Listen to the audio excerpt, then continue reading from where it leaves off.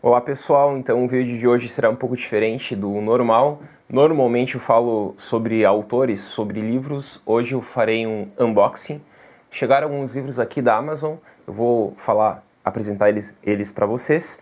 E toda vez que vocês desejarem comprar algum livro, vocês podem comprar então pelo link que está aqui na descrição dos vídeos. Então tem vezes que eu falo sobre alguns livros a partir de resenhas e sempre deixo na descrição do vídeo o link da Amazon para vocês comprarem. Comprando pelo link vocês irão ajudar aqui o canal. Então decidi fazer algumas compras aqui no final do ano, chegaram os livros e decidi então fazer esse vídeo um pouco diferente. Vou abrir aqui a caixa dos livros, vou falar um pouco sobre cada livro, indicando aqui algumas leituras para vocês. Então vamos lá.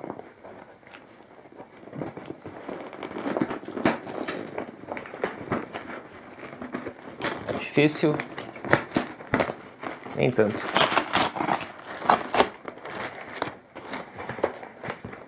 Cheiro de livro novo. Tem bastante papel aqui. Nem foram tantos assim. Vamos lá então. Primeiro livro, um livro que eu sempre quis comprar faz anos, que é A Montanha Mágica, do Thomas Mann.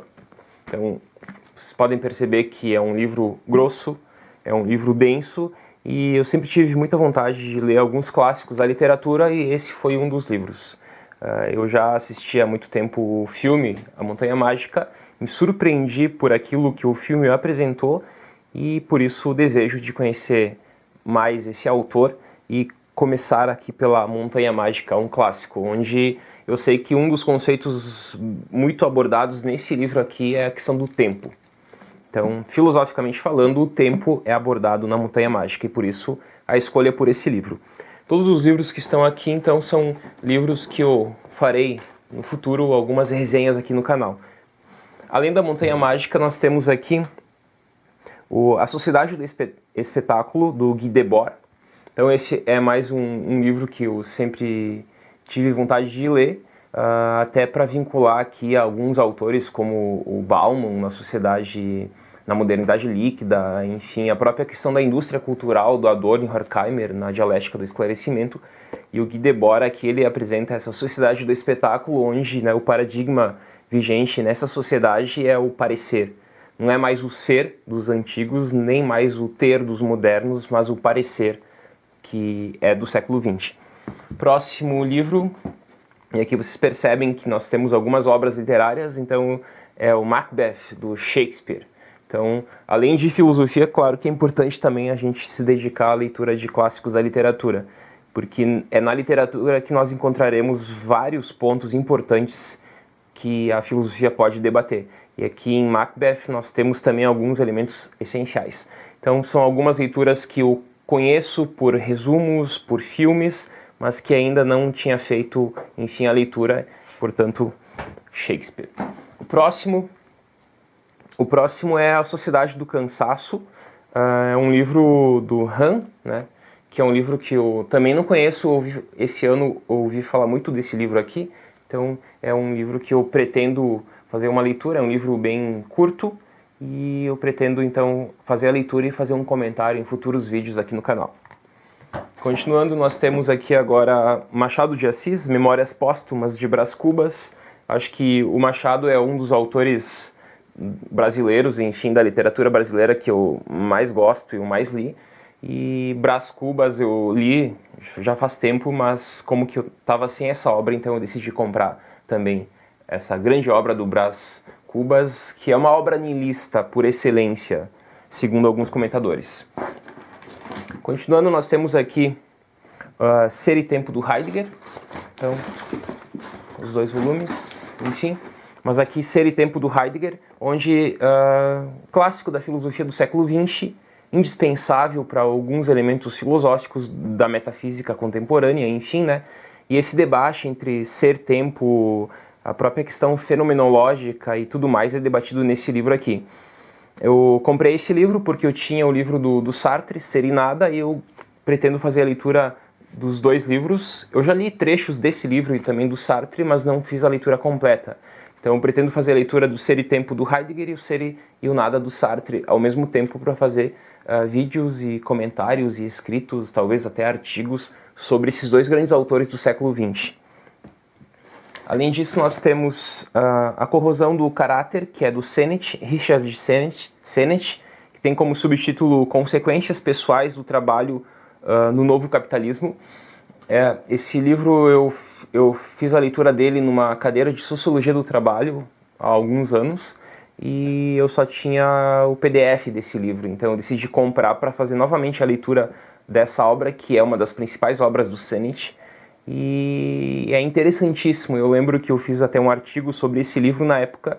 Eu me impressionei com as histórias contadas pelo Sennett nesse livro e, consequentemente, todo o debate que ele desenvolveu quando ele apresentava as histórias desse mundo da flexibilidade do trabalho. Então ele faz essa passagem de um trabalho ordenado pelo Fordismo para um trabalho da flexibilidade. Eu acho que é essencial para entender os tempos contemporâneos, né? O Sennett, juntamente com outros autores, como, por exemplo, A Sociedade do Cansaço e a própria Sociedade do Espetáculo. Eu acho que são 3 obras indispensáveis para que possamos entender, né, os paradoxos que vivemos hoje a partir do final do século XX e século XXI. Então, novamente, aqui essa trilogia acaba sendo muito importante: a Sociedade do Espetáculo, a Sociedade do Cansaço e a Corrosão do Caráter. Vídeos futuros sobre essas obras. E aqui eu voltei para os antigos, para as tragédias gregas, Medeia de Eurípides. Então, acho que quando nós estudamos o período antigo grego, além dos grandes filósofos, os pré-socráticos, os clássicos, os helenísticos, nós temos que também nos debruçar sobre as grandes tragédias, o Sófocles, o Eurípides, enfim, né, que tratam aqui, por exemplo, o Eurípides aqui com Medeia, que Medeia é considerada a mulher que fez uma das maiores vinganças da história da literatura ocidental, enfim, né, então é sempre importante fazer essa relação das tragédias gregas com o surgimento da filosofia. E até um autor do século XIX, o Nietzsche, ele destaca muito a importância das tragédias e faz uma crítica à filosofia clássica, o que normalmente não era visto dessa forma, porque antes de Nietzsche sempre se valorizava muito o racionalismo desenvolvido por Sócrates em diante, aí a visão do deus Apolo, né? Mas o Nietzsche vai defender as tragédias gregas e muito. Então acho que a leitura das tragédias e das epopeias também, como Homero, por exemplo, são fundamentais para entender a filosofia grega. Além, claro, dos grandes autores, né? O Platão, o Aristóteles, os estoicos e assim por diante. Tenho aqui mais uma obra do Shakespeare, Otelo. Então, Otelo e Macbeth e tantos outros escritos do Shakespeare, mas não só dele, mas também autores do período renascentista, acabam sendo relevantes para entender o próprio período, porque normalmente na filosofia se lê muito o Thomas More, o Maquiavel, o Montaigne, enfim, né? E se deixa de lado esses grandes clássicos da literatura. Então, por isso que eu vou me dedicar também a esses grandes clássicos, destacando aqui algumas obras do Shakespeare que eu ainda não tinha lido, só conhecia a história por meio de filmes. Continuando, nós temos aqui a utilidade do inútil do Ordini, Nuccio Ordini, que é um escritor italiano, um filósofo italiano contemporâneo. Ele visita bastante o Brasil, ele faz várias palestras aqui no Brasil, e ele assisti inclusive a palestra dele, e ele trabalha bastante com essa questão dos clássicos, das humanidades.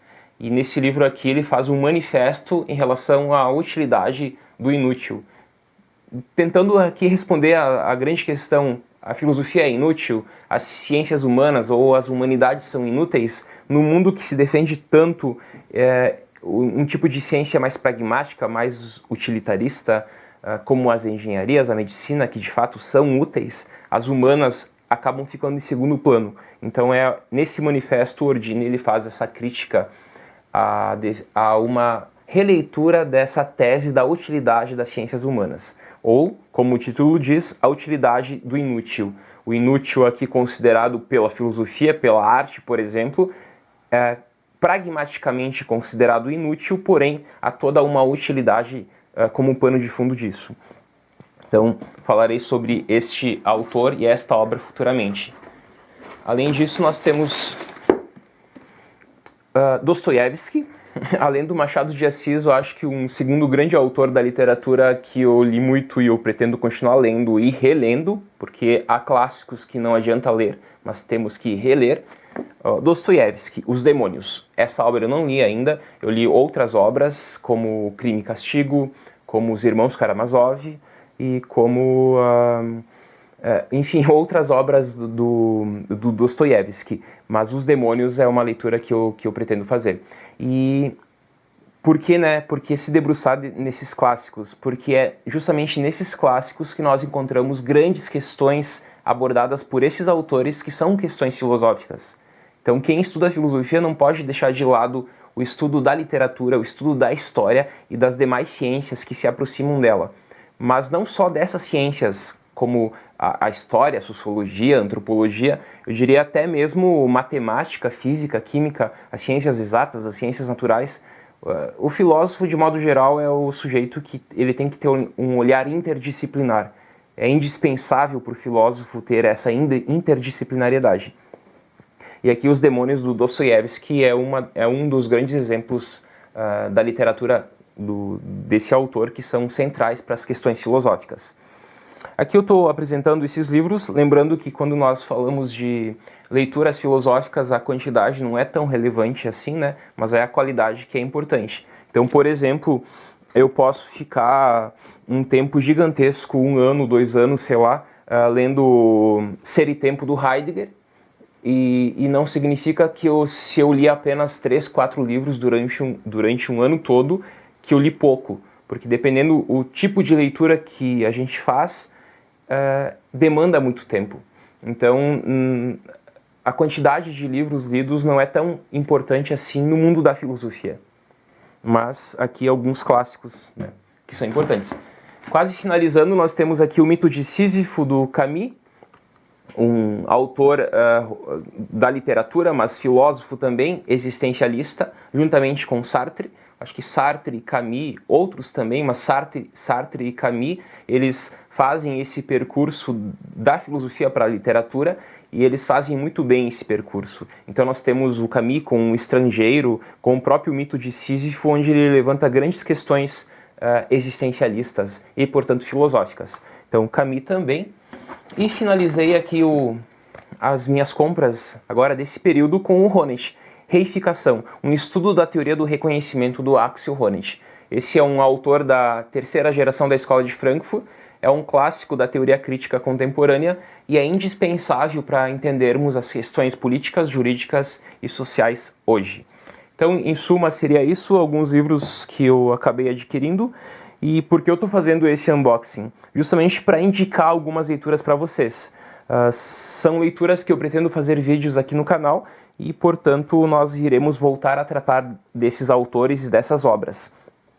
Mas mostrar também, né, essa importância que a literatura tem para a filosofia, como nas obras do Machado, do Shakespeare ou do Thomas Mann. Enfim, então esse vídeo tinha como objetivo mais apresentar essas obras e, como eu disse no início, aqui na descrição deixarei o link pela Amazon. Se desejarem comprar, vocês podem acessar esse link aqui e nos vemos nos próximos vídeos. Até mais!